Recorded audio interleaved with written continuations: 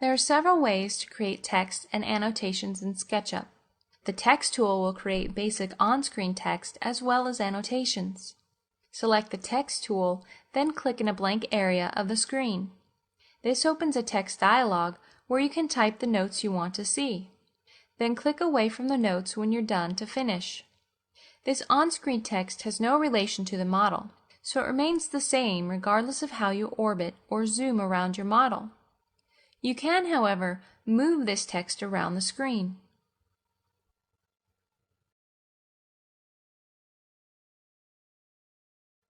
For annotation, use the Text tool and click on an object in your scene, then pull away and click to place the text.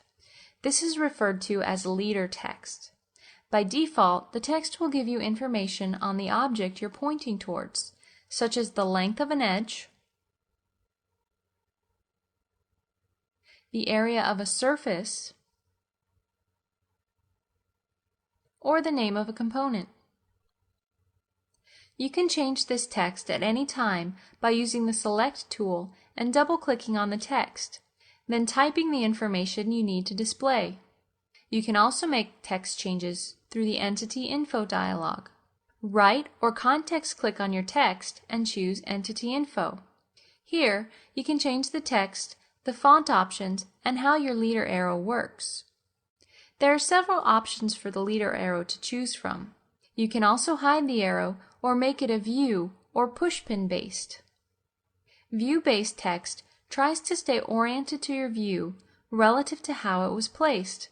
This method is best if you're going to export still images, as the text can become obscured when orbiting as other objects get in the way. Pushpin text actually acts as part of the model geometry and continually reorients relative to the model. This method is preferred for flybys or scenarios where you're doing a lot of moving around the model. All annotations are tied back to the model, so if you move surfaces around, the annotations will follow.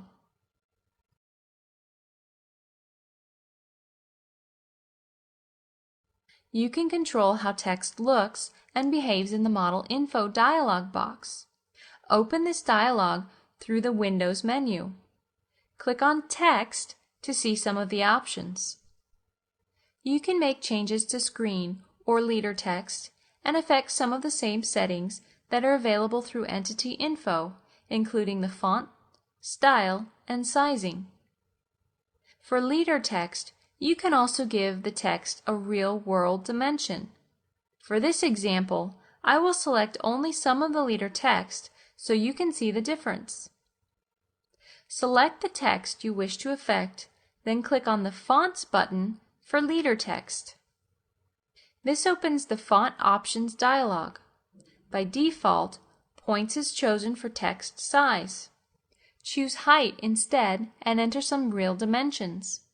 Hit OK, then click on Update Selected Text to make your changes.